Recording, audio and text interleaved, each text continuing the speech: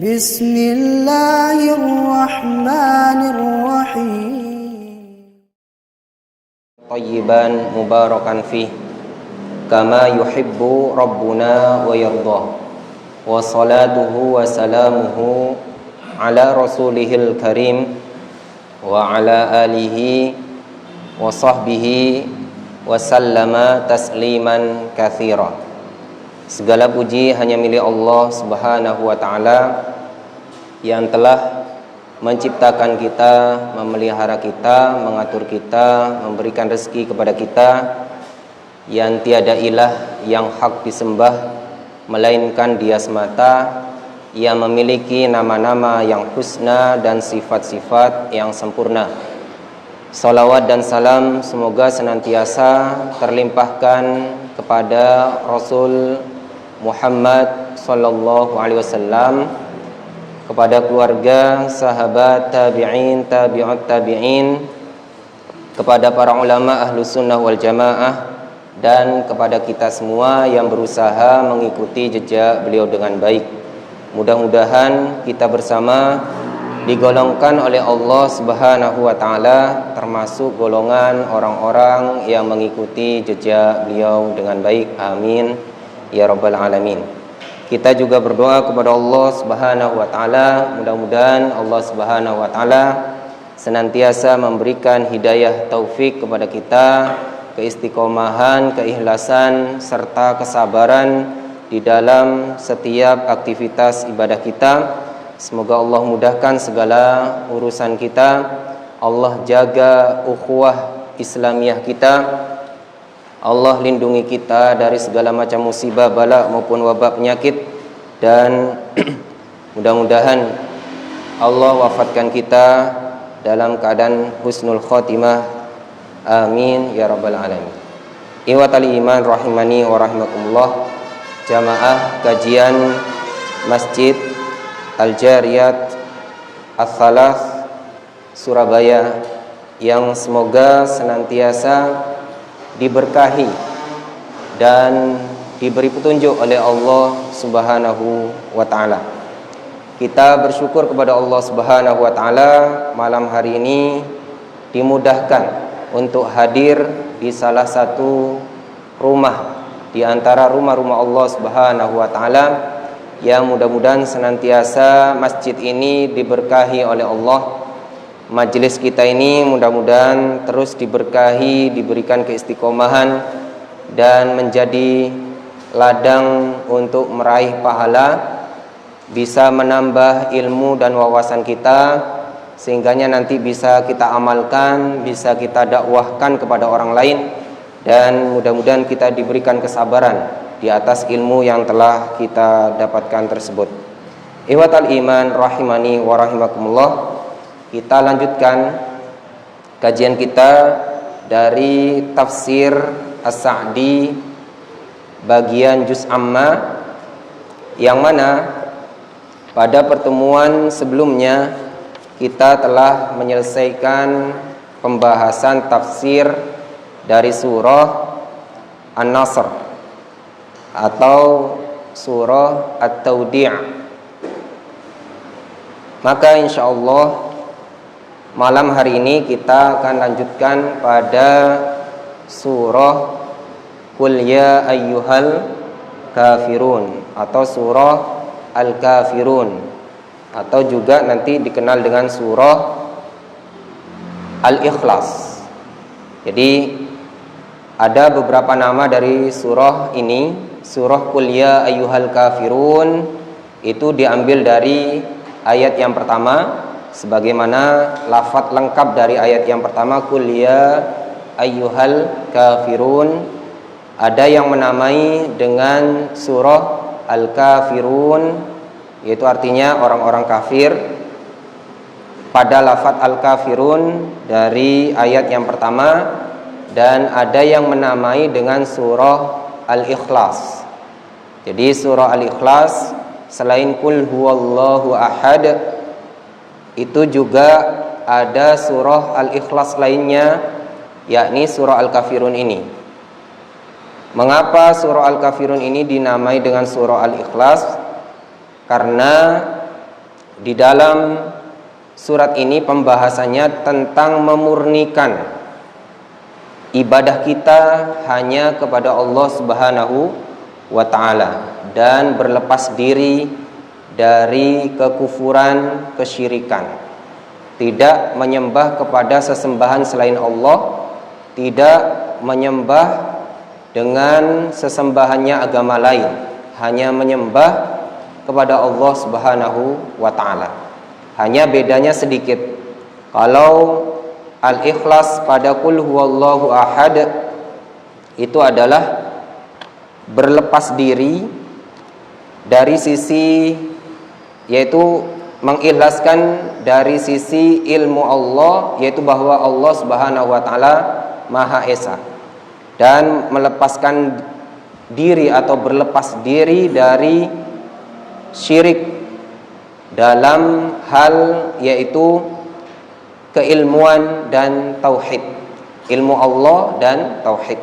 Kalau Al-Ikhlas, nama lain dari Al-Kafirun ini adalah berlepas diri dari kesyirikan berupa amalan, ya, dan berlepas diri dari semua ritual ibadah terhadap sesembahan-sesembahan selain Allah Subhanahu wa ta'ala. Ikhwatal iman rahimani wa rahimakumullah, sebelum kita bahas tafsir dari surah Al-Kafirun ini, kita baca terlebih dahulu ayat demi ayat supaya kita mendapatkan pahala yang banyak dan keberkahan dari Allah Subhanahu wa ta'ala. Saya talqin, panjenengan ikuti. A'udzu billahi minasy syaithanir rajim.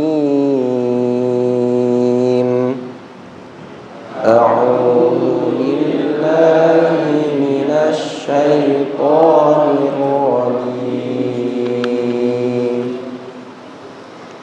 Bismillahirrahmanirrahim. Bismillahirrahmanirrahim. Qul ya ayyuhal kafirun. Qul ya ayyuhal kafirun.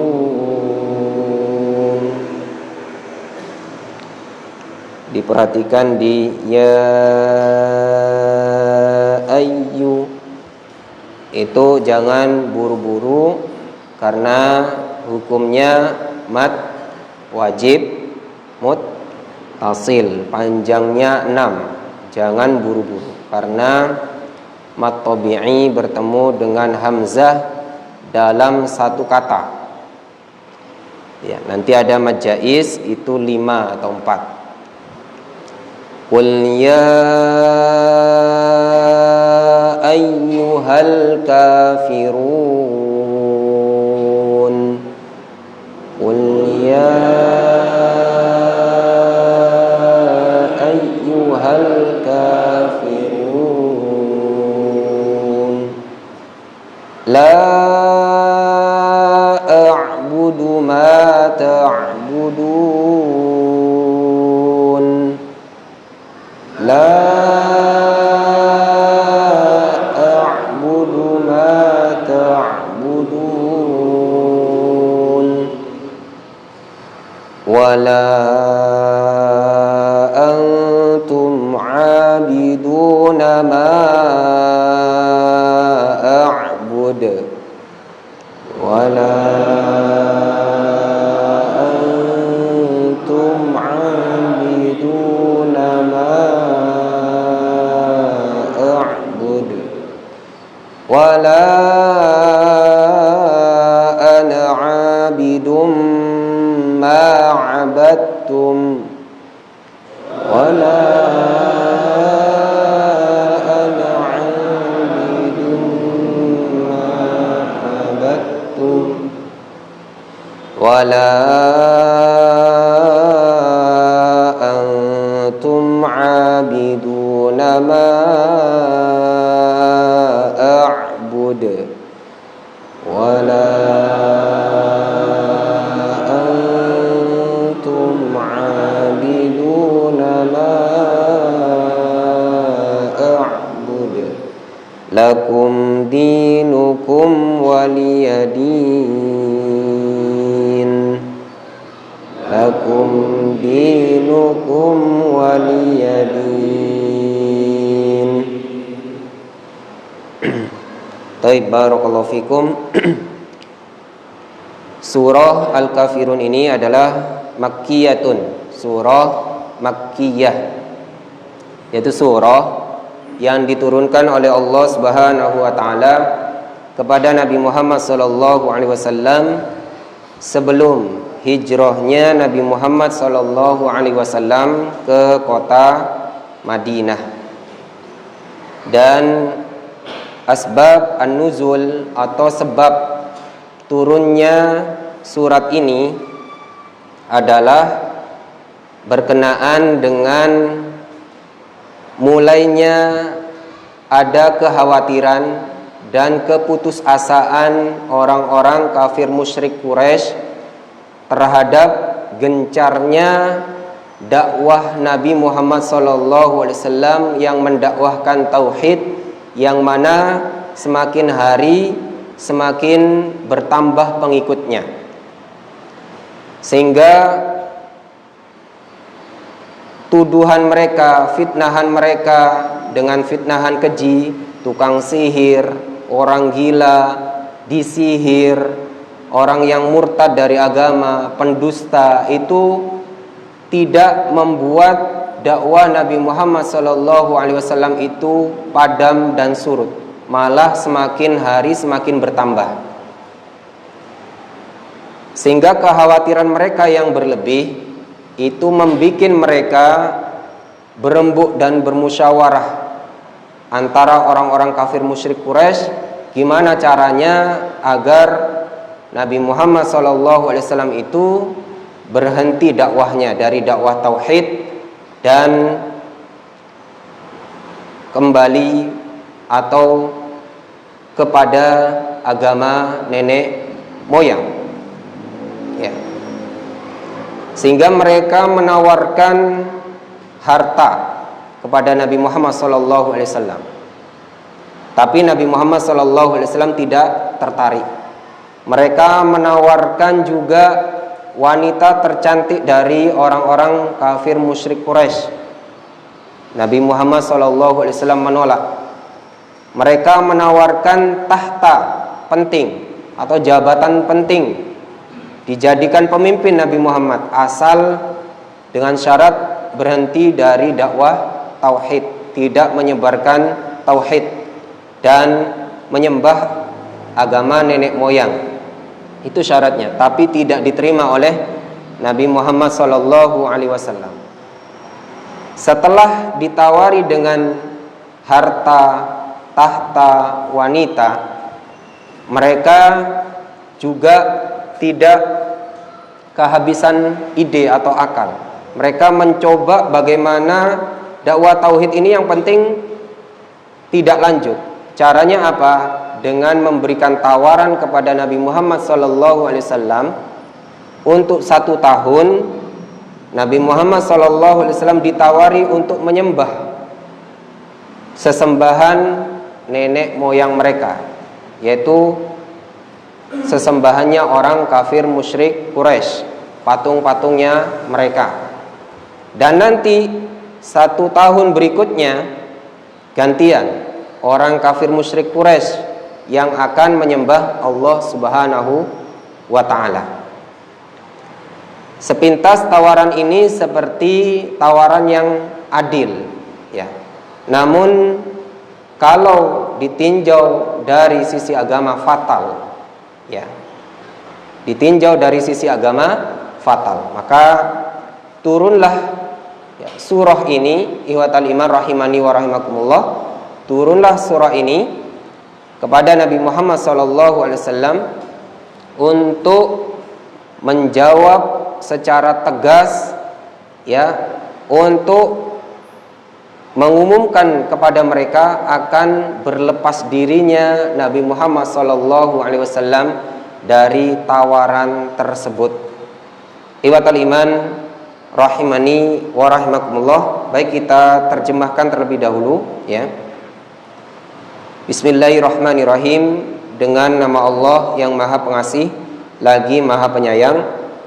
Qul ya ayyuhal kafirun, katakanlah wahai orang-orang kafir, la a'budu ma ta'budun, tidaklah aku menyembah apa yang kalian sembah, wala antum abiduna ma a'bud, dan tidaklah kalian menjadi penyembah apa yang aku sembah, wala ana abidum ma abadtum, dan saya tidak menjadi atau bukanlah penyembah apa yang kalian sembah, wala antum abiduna ma a'bud, dan kalian bukanlah penyembah apa yang aku sembah. Lakum dinukum waliyadin, bagi kalian agama kalian dan bagiku agamaku.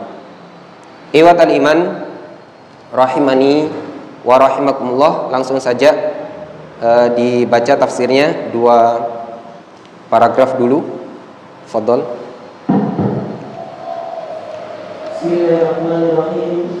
Qala al-mu'allif rahimahullah ta'ala, ay qul lil kafirina mu'linan wa musabbihan, la a'budu ma ta'budun, ay tabarru'un mimma kanu ya'buduna min dunillah zahiran wa batinan, wala antum abiduna ma a'bud, li'adami ikhlasikum fi ibadatihi, fa ibadatukum lahul muqtarinatu bisyirki la tusamma ibadatan. Baik, barakallahu fikum. Naam. Ai maksudnya kul lil kafirina, katakanlah terhadap orang-orang kafir. Orang-orang kafir di sini memang pada zaman Rasulullah Shallallahu Alaihi Wasallam adalah orang-orang kafir musyrik Quraisy, dan ada pada saat itu juga orang-orang Yahudi, orang-orang Nasrani. Maka orang-orang kafir ini kalau secara umum adalah selain agama Islam itu adalah kafir, ya. Orang-orang yang tidak beragama Islam, ya, secara umum itu adalah kafir. Maka orang-orang, ya, musyrik itu ya kafir. Orang-orang Yahudi itu kafir. Orang-orang Nasrani itu kafir. Orang Hindu, orang Buddha, orang Konghucu, ya, agama-agama selain Islam itu masuk dalam masalah yaitu al-kafirun atau al-kafirin. Barakallahu fikum. Ai kullil kafirina, katakanlah terhadap orang-orang kafir itu, mu'linan wa musrihan, dengan mu'linan, mengumumkan, jadi dinyatakan di depan umum, wa musrihan, dan terus terang. Maksudnya tidak sembunyi-sembunyi, harus terus terang, harus lantang, dan harus jelas, ya, tidak disembunyi-sembunyikan. Katakan dengan mu'linan wa musrihan, diumumkan dan terus terang. Apa yang dikatakan la a'budu ma ta'budu? Jadi katakan kepada orang kafir itu, saya tidak akan menyembah apa yang kalian sembah. Ai maksudnya tabarra' mimma kanu ya'buduna min dunillahi zahiran wa batinan, yaitu berlepas dirilah atau bebaskanlah dirimu dari apa yang mereka sembah dari selain Allah Subhanahu wa taala, sesembahan selain Allah Subhanahu wa taala, baik itu zahiran, secara zahir itu ya berupa cara ibadah, sujud, ya ruku, berdoa dengan tangan atau ritual-ritual yang zahir, wa batinan, dan juga batinnya juga. Jangan sampai ada keyakinan di dalam hati ada Tuhan sesembahan selain Allah Subhanahu wa ta'ala. Zahiran wa batinan harus juga, yaitu jelas bahwasanya kita tidak akan menyembah sesembahannya orang-orang ya selain Islam atau selain Allah Subhanahu wa ta'ala. Iwatal iman rahimani wa rahimakumullah. Selanjutnya, wala antum abiduna ma a'budu, dan tidaklah kalian menjadi penyembah apa yang aku sembah. Jadi kalian orang-orang kafir itu tidaklah menjadi penyembah apa yang aku sembah. Mengapa? Li'adami ikhlasikum fi ibadatikum lillah, karena ketiadaan keikhlasan kalian atau kemurnian kalian di dalam ibadah kalian terhadap Allah Subhanahu wa ta'ala.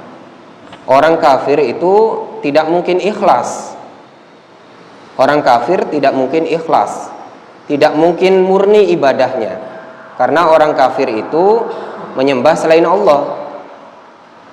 Kalau kita lihat tawaran orang kafir terhadap Nabi Muhammad SAW, ini menandakan ketidakmurnian mereka di dalam menyembah Allah Subhanahu wa ta'ala. Tawaran mereka kepada Nabi Muhammad, kamu menyembah Tuhan kita selama 1 tahun, dan kami akan menyembah Tuhanmu yaitu Allah Subhanahu wa ta'ala selama 1 tahun. Jadi tidak murni menyembah Allah saja. Coba tawarannya mereka itu, kami akan menyembah Tuhanmu wahai Muhammad, seterusnya, baru ini ikhlas, ini tidak apa-apa, diterima tawarannya. Tapi berhubung 1 tahun Nabi Muhammad ditawari nyembah Tuhannya mereka dulu, lalu 1 tahun berikutnya mereka baru nyembah Allah Subhanahu wa ta'ala. Dan ini pun juga belum tentu mereka yaitu jujur, bisa jadi ingkar janji, ya. Seandainya jujur pun tetap tidak boleh, apalagi orang kafir itu sering ingkar janji dan hianat, ya. Makanya wala antum abiduna ma'abud, kalian tidak akan menjadi penyembah apa yang aku sembah. Kenapa? Ya. Karena mereka tidak ada ikhlas di dalam ibadah mereka, tidak ada kemurnian, ya. Jadi ibadah itu harus murni. Fa ibadatukum lahu al-muqtarinatu bisyirki. Ibadahnya kalian itu, wahai orang-orang musyrik, orang-orang kafir, itu masih ya disertai atau diiringi dengan kesyirikan, dengan menyekutukan Allah, masih menyembah selain Allah. Maka la tusamma ibadatan, tidak mungkin dikatakan sebagai ibadah, ya. Jadi meskipun mereka umpama disetujui oleh Rasulullah, seandainya kesepakatan itu disetujui oleh Rasulullah SAW, lalu mereka menyembah Allah, maka penyembahan mereka atau ibadahnya mereka itu tetap tidak dikatakan ibadah, karena mereka saat itu beribadah kepada Allah karena kesepakatan, bukan karena murni ikhlas karena Allah Subhanahu wa ta'ala, ya. Padahal menyembah Allah Subhanahu wa ta'ala itu harus karena murni ikhlas, ya. karena Allah Subhanahu wa taala dan tidak ada tujuan-tujuan lainnya. Ya, tidak ada tujuan-tujuan lainnya. Maka dari sini pula juga kita ambil pelajaran, namanya ibadah itu tidak bisa beriringan dengan kesyirikan. Ya. Ibadah itu tidak bisa bareng, tidak bisa campur, tidak bisa bersatu dengan kesyirikan. Maka kalau ibadah ya harus murni. Makanya kita orang Islam, orang mukmin, orang yang bertauhid, ya kalau memang masuk Islam harus murni tauhidnya. Tidak boleh dicampur meskipun sedikit ada kesyirikan, tidak boleh. Karena ibadah itu tidak dinamakan ibadah kalau ada kesyirikan di dalamnya. Ya. Makanya orang yang syirik itu tidak diterima ibadahnya. Syarat diterimanya amal yang pertama ikhlas. Ikhlas itu ya berlepas diri dari kesyirikan, murni hanya kepada Allah Subhanahu wa taala, dan yang selanjutnya mutaba'ah. Meskipun sudah sesuai dengan tuntunan Allah dan Rasulnya, ibadahnya sudah sesuai tapi tidak ikhlas, masih bercampur dengan kesyirikan, masih senang ritual-ritual ya yang itu tidak ritual-ritual perdukunan atau minta-minta kepada selain Allah Subhanahu wa taala, maka percuma ibadahnya. Ikhwatal iman rahimani wa rahimakumullah. Selanjutnya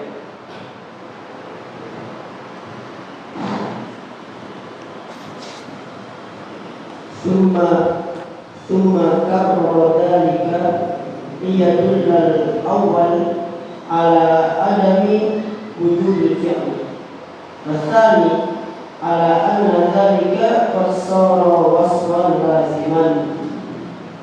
Walihada mayyaza bainal fariqaini wa fassala bainat ta'ifataini faqala lakum dinukum waliyadin.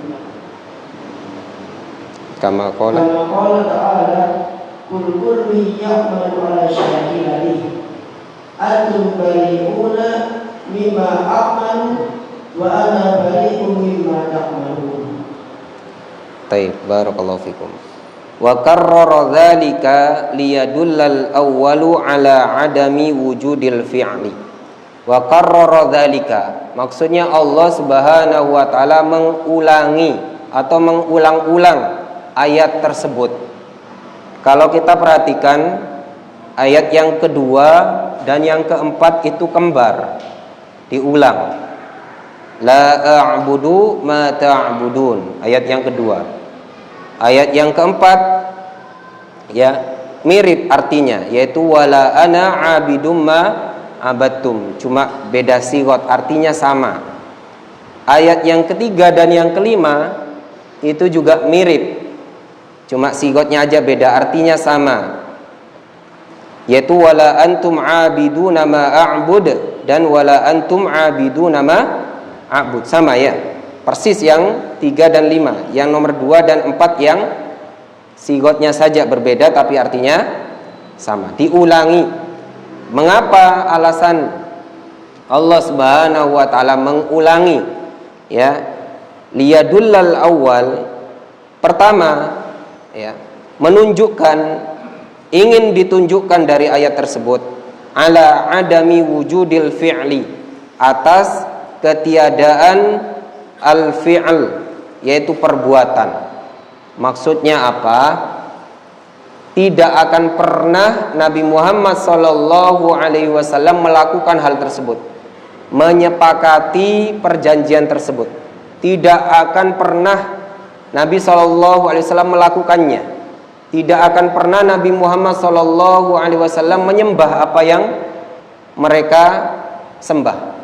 Tidak akan pernah Nabi Muhammad SAW menyembah dengan tata cara mereka menyembah patung mereka.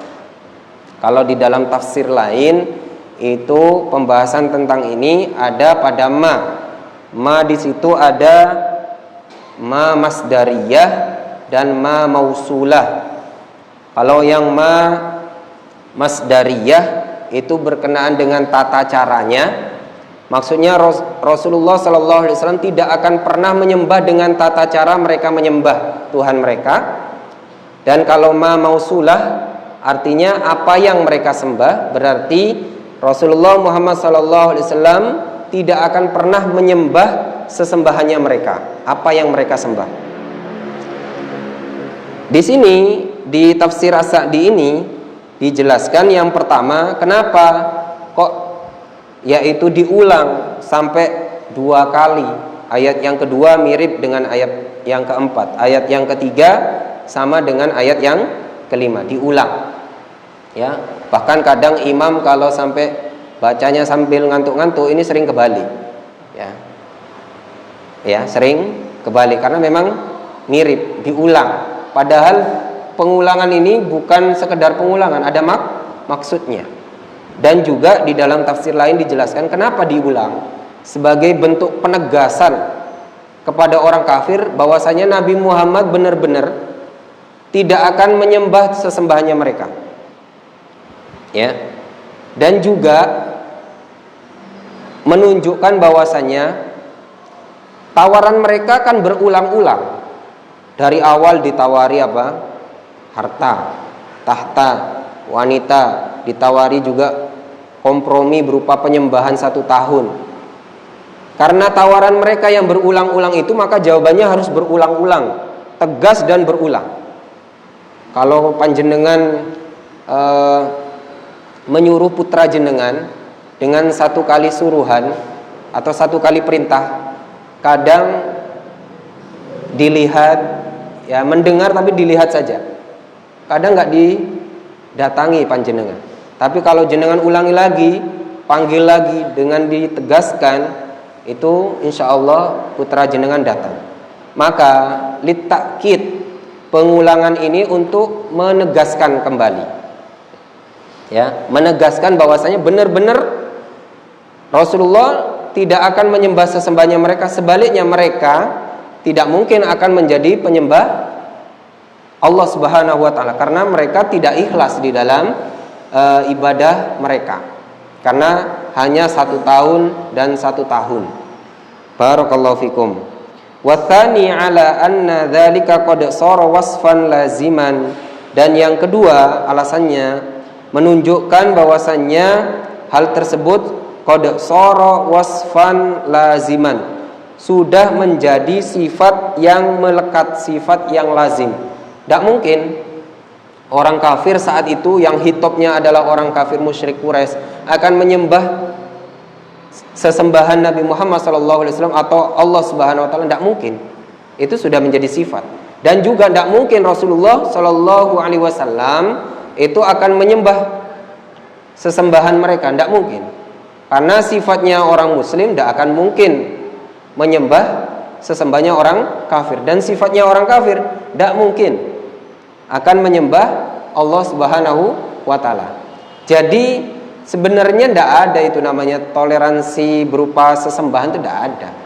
Jadi omong kosong, ya. Toleransi sesembahan itu omong kosong. Kalau ada agama ingin kompromi seperti ini, tidak mungkin. Ya, tidak mungkin. Pasti ada maunya. Tidak mungkin mereka orang kafir itu mau menyembah Allah Subhanahu wa taala, tidak mungkin. Ya, ketika dalam keadaan mereka masih beragama dengan agamanya mereka, tidak mungkin. Begitu juga kita, tidak mungkin orang Islam dikatakan orang Islam, statusnya KTP-nya masih Islam, berikrar syahadat, tapi di sisi lain menyembah sesembahan orang kafir, tidak mungkin. Ini wasfan laziman, sudah satu sifat yang pasti, ya.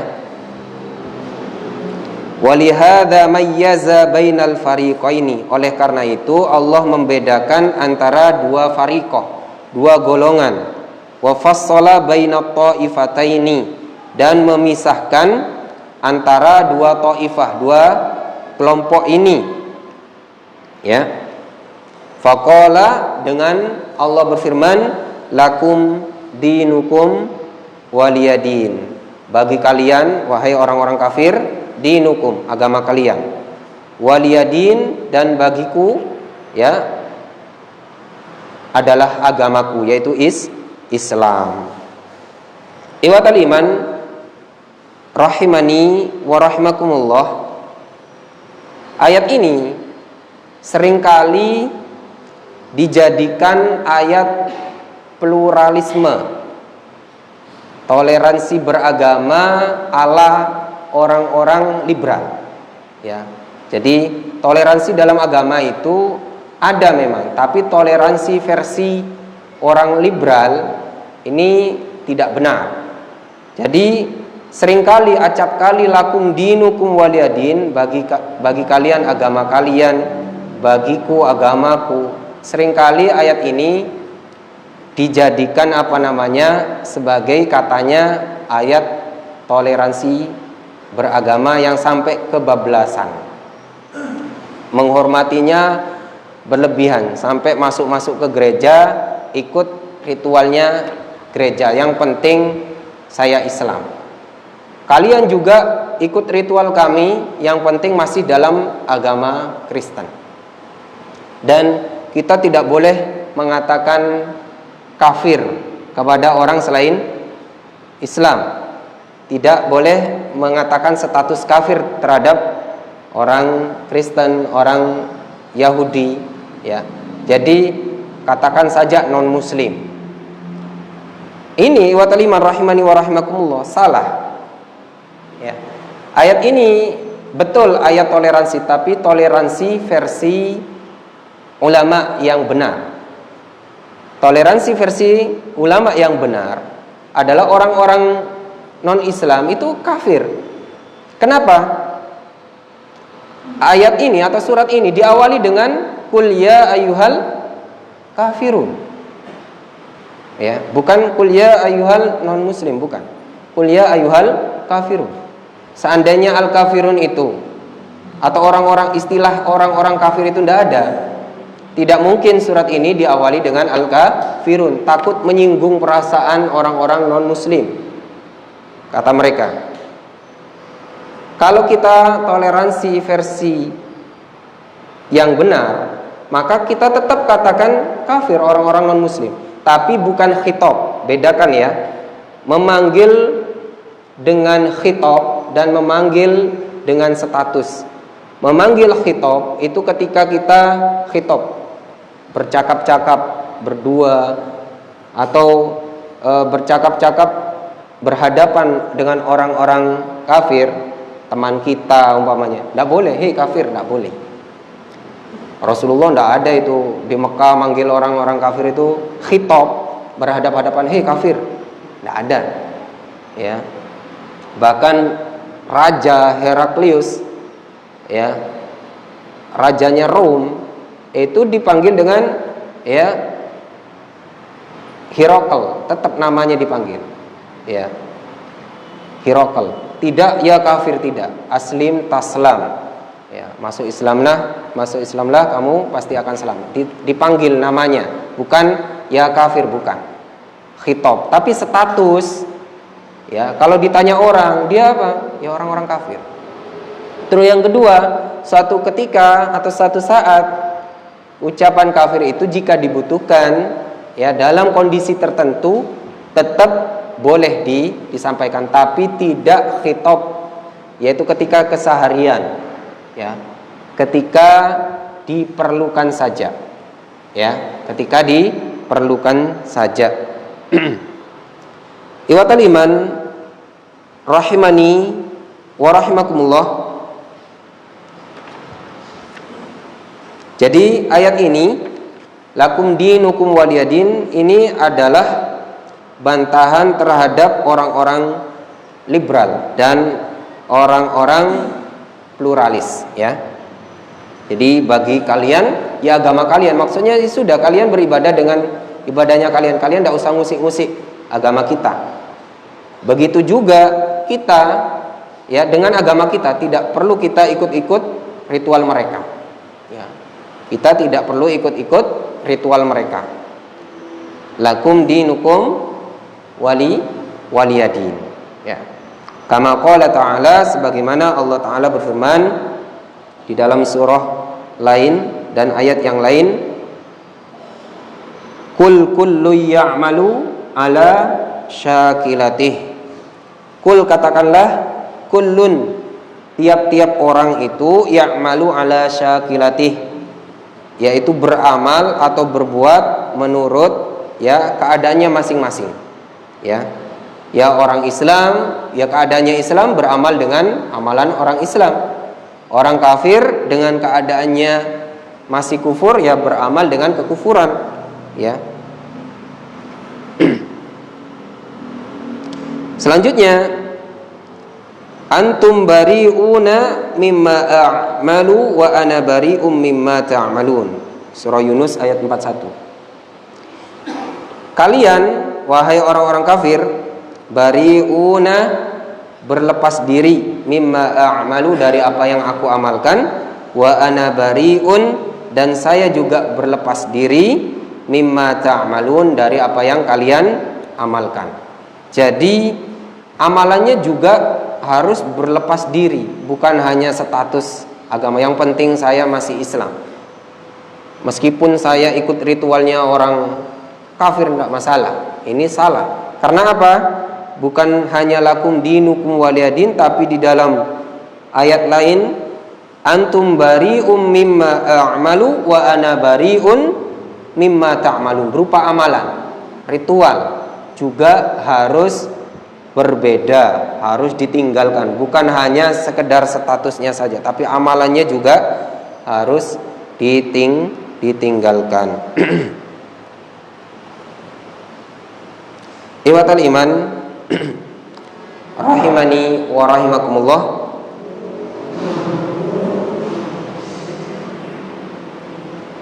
Terakhir sebagai tambahan, kurang berapa menit?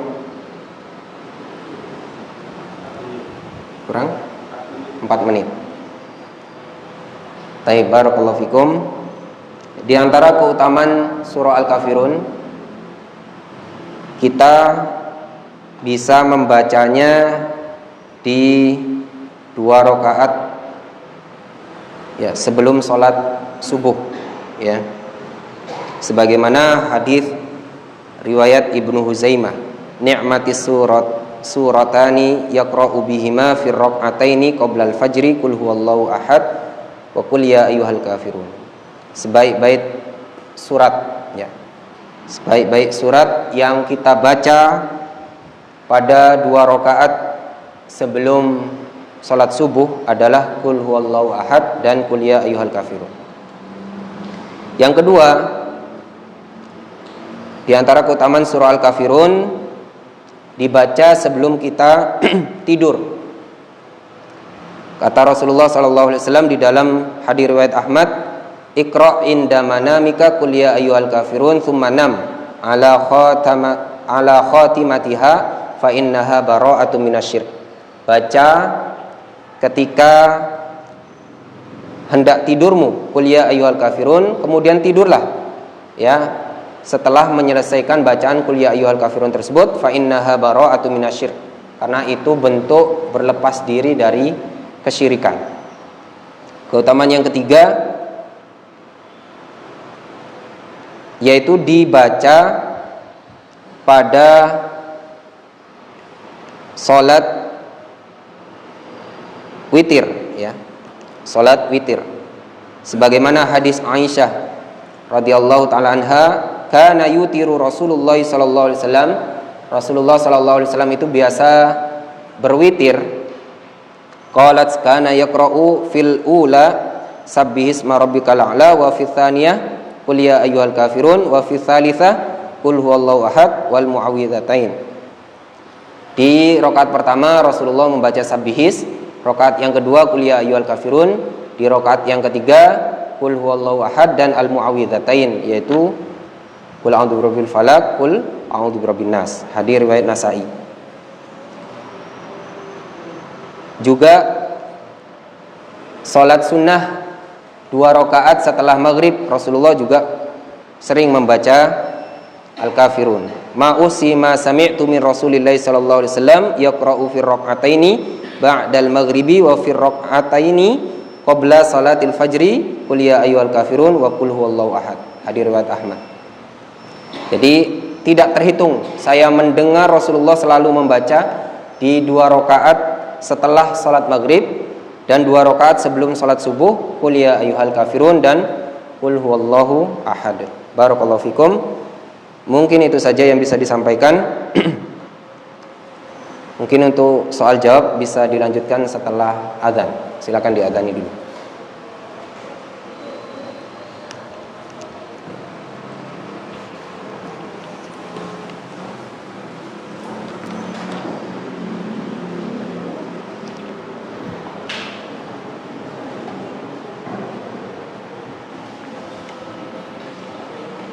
Allahu Akbar, Allahu Akbar,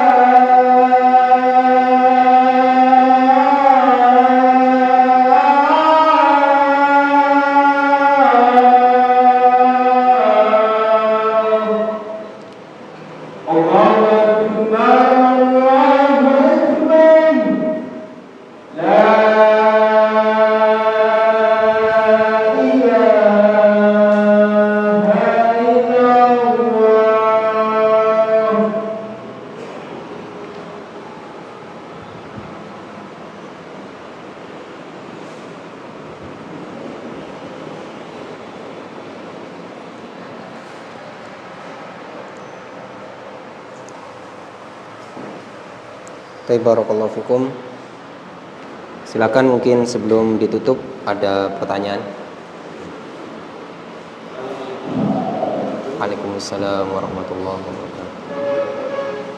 Pertanyaannya tentang surat Al-Kahfi yang terakhir kembali lagi yang saya maksud, kalau Allah untuk agamaku itu kalau memang bukan pengakuan dari agama orang-orang kafir, apakah itu suatu penggunaan bagi orang-orang kafir?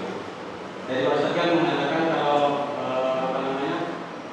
itu kaum liberal atau pluralisme itu kan mengakui bahwa itu pengakuan bagi mereka bahwa bisa untuk istilahnya agama itu bisa saling berbagi.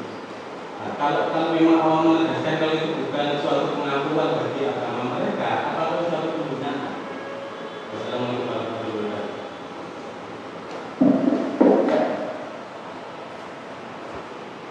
Barakallahu fikum. Jadi intinya ayat ini bukankah suatu penghinaan, begitu maksudnya, terhadap pemahamannya orang plural? Yang dimaksud intinya apa aja dengan itu? Arti dari kalau diartikan itu agamamu itu maksudnya apakah Allah mengakui agama dari mereka? Barakallahu fikum. Naam, barakallahu fikum. Tidak. Naam, barakallahu fikum. Barakallahu fikum. Tidak. Lakum dinukum waliyadin bukan suatu pengakuan terhadap yaitu agama lain selain Islam. Bukan pengakuan bagi agama bagi kalian agamanya kalian, bagi saya agama saya, sama saja. Seperti itu. Bukan seperti itu. Kalla summa kalla, ya. Tidak sama sekali.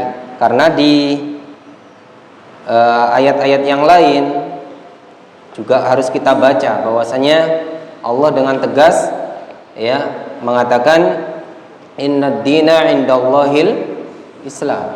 Sesungguhnya agama di sisi Allah ya yang diridhoi, yang diakui oleh Allah Subhanahu wa taala itu adalah Islam. Jadi Allah tidak mengatakan innad dina indallahi Islam, Hindu, Buddha gitu, enggak. Tapi al-Islam saja. Juga Allah Subhanahu wa taala juga menegaskan bahwasanya orang ahli kitab ya, Yahudi dan Nasrani itu kafir. Ya. Innal ladzina kafaru min ahlil kitabi wal musyrikina. Di dalam apa itu? Surah Al-Bayyinah. Sesungguhnya orang-orang kafir, ya, orang-orang kafir dari kalangan ahli kitab, min ahlil kitab wal musyrikina, dan orang-orang musyrik. Jadi ahli kitab itu masuk dalam yaitu golongan orang kafir, dan orang-orang kafir ini konotasinya negatif. Jadi kafir itu artinya membangkang, ya, tidak mau beriman. Kafir itu tidak mau beriman kepada Allah. Jadi kafir itu istilah yang tidak disenangi, ya. Bahkan orang kafir sendiri tidak mau dibilang kafir, ya. Makanya mereka kan risih dengan istilah kafir. Karena memang istilah kafir itu adalah konotasinya negatif, berupa pembangkangan, tidak mau menerima, tidak mau taat, itu kafir. Tidak mau beriman, ya. Padahal di dalam Al-Qur'an itu banyak dikatakan bahwasanya orang ahli kitab itu kafir. Contoh seperti Allah berfirman laqad kafaral ladzina qalu ya innallaha huwal masihu ibnu Maryam. Sungguh telah kafir orang-orang yang mengatakan bahwasanya Allah itu adalah Isa ibnu Maryam. Di dalam ayat yang lain laqad kafaral ladzina qalu innallaha tsalitsu tsalatsah. Sungguh telah kafir orang yang mengatakan Allah itu adalah 3 in 1, satu dari yang 3. Ya. Keyakinan mereka ada Tuhan Bapa, Tuhan Ibu, Tuhan Anak. Allah dianggap bagian dari yang 3. Ini laqad kafara, sungguh telah kafir. Jadi tidak sama sekali lakum dinukum waliyadin itu tidak sama sekali yaitu memberikan legalitas atau memberikan yaitu keabsahan terhadap agama mereka. Tapi sebaliknya lakum dinukum waliyadin ini sebagai bentuk penghinaan terhadap mereka.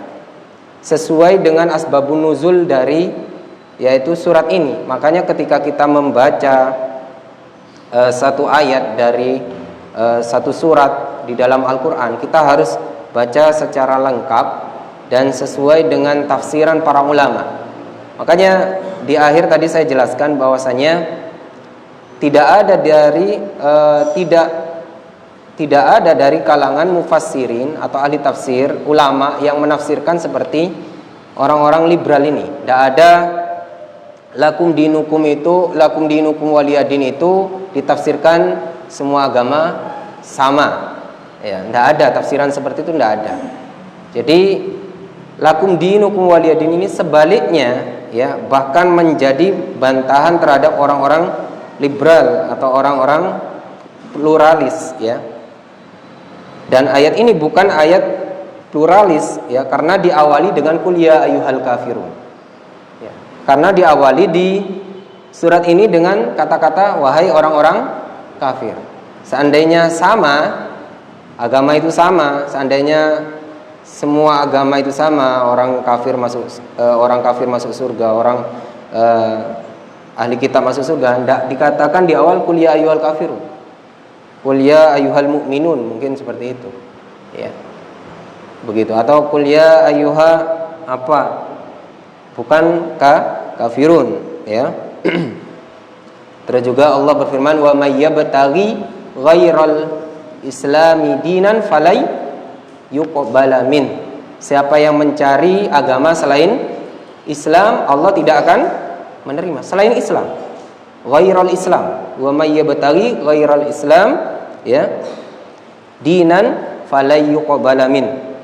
Siapa yang mencari agama selain Islam, ya, mau Hindu, mau Buddha, mau apa saja selain Islam, Allah tidak menerima. Jadi sama sekali Allah tidak memberikan legalitas atau kesempatan atau pengakuan terhadap agama selain Islam. Jadi bahkan lakum dinukum waliyadin ini sebagai bentuk penghinaan sebenarnya. Ya sudah, bagi kalian agamanya kalian, bagi saya agama kalian. Kalian tidak usah nawar-nawarkan seperti tadi lagi. Intinya seperti itu. Kalau ada kita dalam kondisi seperti yang dialami Rasulullah SAW, maka sebaiknya kita mengatakan lakum dinukum waliyadin. Makanya, ya, juga pertanyaannya bagus ini. Ini terjadi pada fase Makkah, atau fase Makkiyah. Surat ini Makkiyah, ketika di Makkah masih minoritas. Makanya jawaban seperti ini, lakum dinukum waliyadin, sebaiknya itu diucapkan ketika kita itu sudah tidak bisa melawan berupa jihad perang. Tapi ketika mayoritas, jangan lakum dinukum waliyadin. Umpamanya kita didolimi, didolimi, itu ada, kita berhak kalau itu dalam orang kafir itu dalam kekuasaan kita, ya. Kalau orang kafir itu sudah dalam kekuasaan kita, maka jangan jangan dengan cara yang persuasif, harus lebih tegas lagi, ya. Jadi kita juga lihat konteksnya surat ini turun di Mekah yang saat itu, ya, seandainya Rasulullah Muhammad SAW memaksa untuk berjihad, juga dari segi kemampuan juga belum memungkinkan.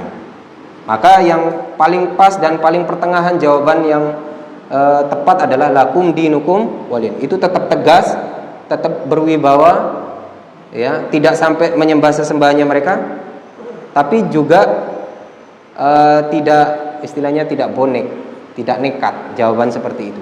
Jadi cukup membuat mereka berpikir bahwasannya Nabi Muhammad itu tetap dalam pendiriannya, Barakallahu fikum. Yang lainnya? Okay.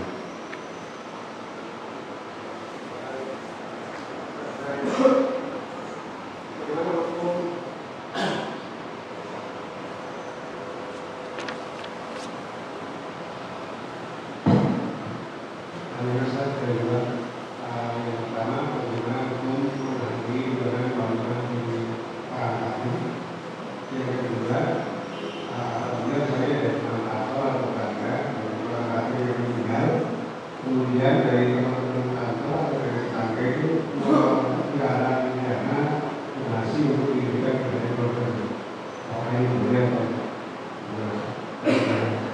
Barakallahu fikum. Pertama berkenaan dengan walimah ya, walimah, dan yang kedua berkenaan dengan wafat atau meninggalnya orang kafir. Pertama, walimahnya atau acara pernikahannya orang kafir, bolehkah kita menghadiri? Nah, barakallahu fikum. Di dalam Islam, pernikahan ini masuk ritual ibadah. Al-munakahat ini adalah masuk ritual yang di situ ada akadnya, ya, ada akad. Meskipun juga ada muamalahnya juga, tapi ini adalah bentuk sakralitas atau bentuk al-munakahat yang itu dalam bagian fikih juga masuk terhitung ibadah, karena ada yaitu akad di situ, kesepakatan antara suami yaitu calon suami dengan wali. Dan tentunya kalau pernikahannya orang kafir berarti itu ada akad. Ada akad di situ, persetujuan dari walinya untuk menikahi anaknya yang dalam status masih kafir. Sama, dua-duanya, yang laki kafir, yang perempuan kafir. Kalau kita hadir, itu seakan-akan kita ridho, ya, dengan keberlangsungan ritual tersebut. Dan pernikahan ini juga nantinya akan, dengan pernikahan akan yaitu menghasilkan keturunan. Keturunannya biasanya ya anak Adam itu yuladu alal fitrah, fa abawahu yuhawidanihi au yunasiranihi au yumajjisanihi. Orang tuanya yang menjadikan dia Nasrani, Yahudi, Majusi. Jadi seakan-akan kita itu ikut ridho dengan pernikahannya mereka, kafir dengan kafir. Nanti keberlangsungan selanjutnya juga akan yaitu menghasilkan keturunan yang biasanya kafir, kecuali Allah memberikan petunjuk padanya.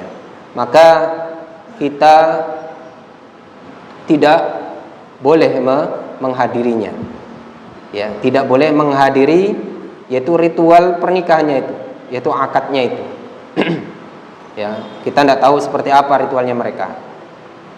Ya, kita ya tidak usah ngucapin selamat, ya. Selamat atas pernikahan. Berarti sama saja selamat ya. Kamu menikah orang kafir sama orang kafir, nanti punya anak, semoga sakinah mawaddah warahmah gitu ya. Tidak boleh, apalagi itu. Mudah-mudahan tenang. Kafir kok tenang? Kok mawaddah? Dicintai Allah. Tidak mungkin dicintai oleh Allah. Tidak boleh mendoakan orang kafir itu. Orang masih kafir, masih menyembah selain Allah. Ini adalah bentuk keadilan kita. Kita tidak boleh mendoakan mereka. Mendoakan mereka itu hanya boleh mendoakan mendapatkan hidayah, itu baru boleh. Kalau mendoakan, ya Allah mudah-mudahan dia dilancarkan rezekinya, masuk surga, keturunannya soleh-soleh. Lu gimana, masih kafir? Jadi tidak ada doa kepada orang kafir, tidak boleh. Doa yang dibolehkan terhadap orang kafir hanya satu, yaitu didoakan mendapatkan hidayah, petunjuk masuk Islam. Gitu. Terus sama yang berikutnya berkenaan dengan yaitu menghadiri penguburan ya. Iya, penguburan ya. Pemakaman orang kafir tidak boleh. Ya.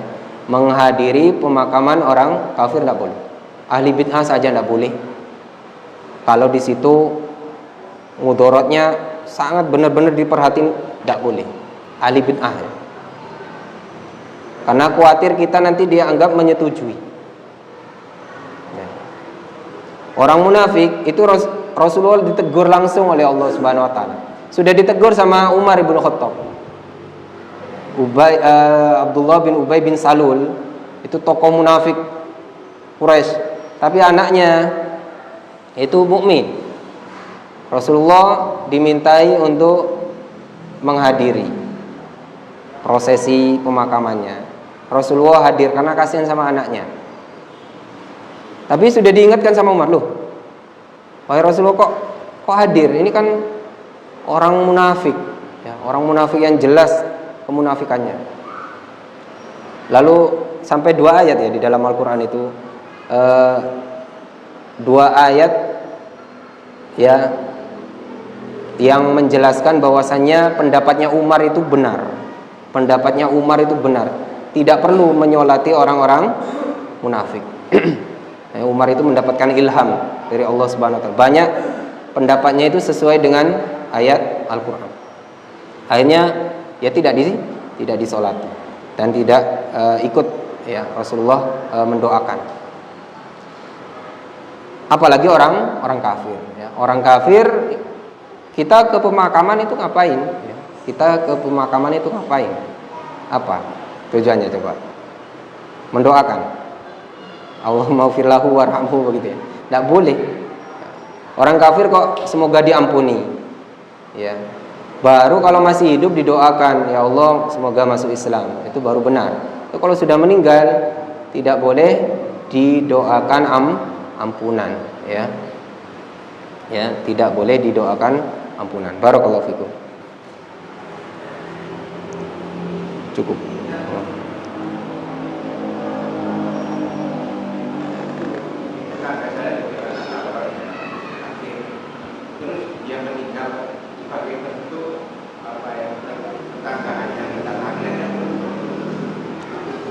Barakallahu fikum.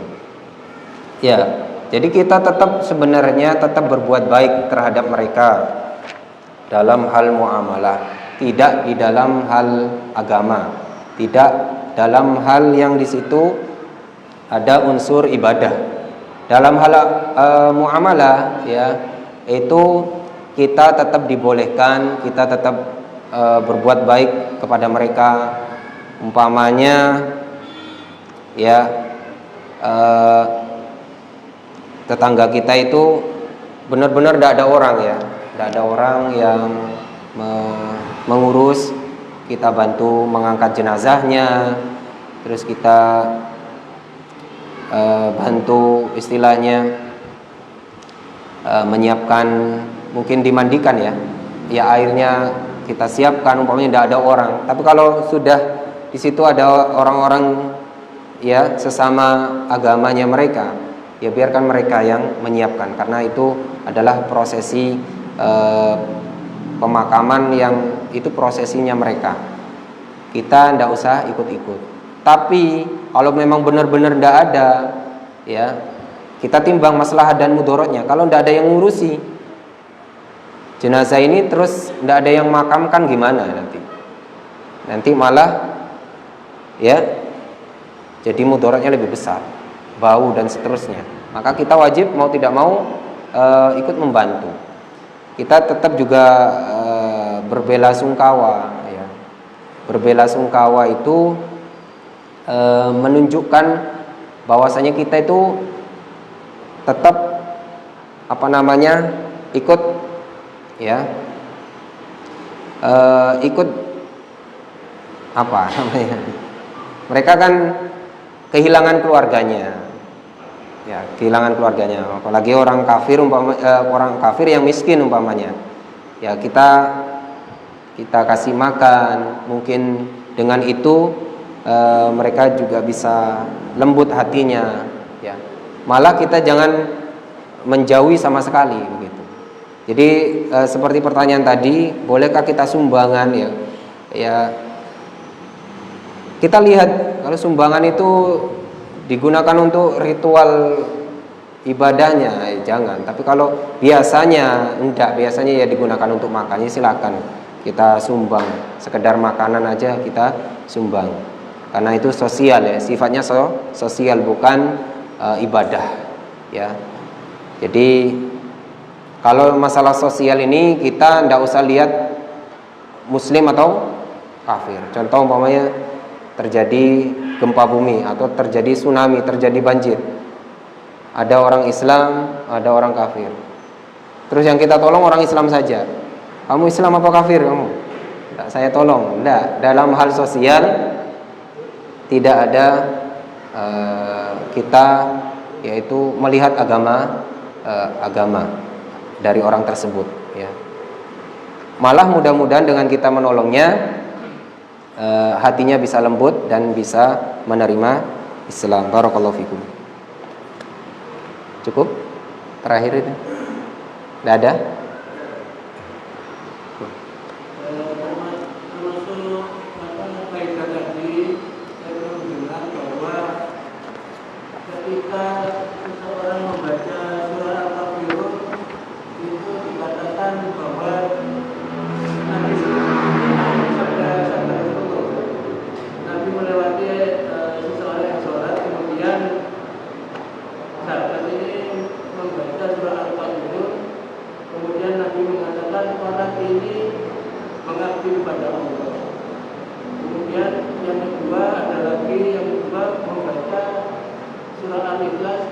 Orang ini mengabdi pada Allah. Kemudian yang kedua membaca surah Al-Ikhlas. Kemudian Nabi Sallallahu Alaihi Wasallam berkata, orang ini mengenal Allah. Apakah hadis ini sahih? Orang ini mengenal Allah. Wallahu alam. Saya sendiri tidak tahu dengan hadis tersebut. Saya sendiri belum pernah mendengar dengan hadis tersebut, yaitu qul ya ayyuhal kafirun. Rasulullah lewat dikatakan orang ini hamba Allah. Terus ada orang baca qul huwallahu ahad, orang ini mengenal Allah. Ya, wallahu a'lam. Saya belum pernah mendengar, ya. Saya belum pernah mendengar. Bisa jadi kalau memang sahih, ya, itu bisa menambah yaitu keutamaan dari dua surat tersebut, yaitu Al-Kafirun dan surah Al-Ikhlas. Perlu dilihat yaitu riwayatnya. Nah, barakallahu fikum. Jadi kalau Al-Ikhlas, ya,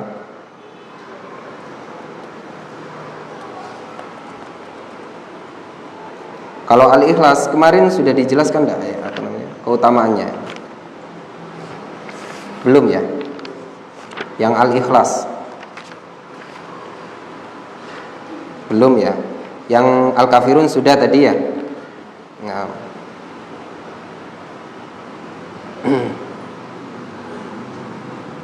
Baik. Nah, silakan nanti dicek itu. Kalau memang hadisnya sahih, silakan dijadikan sebagai keutamaan dari surah tersebut. Baik, barakallahu fikum. Yang lainnya cukup?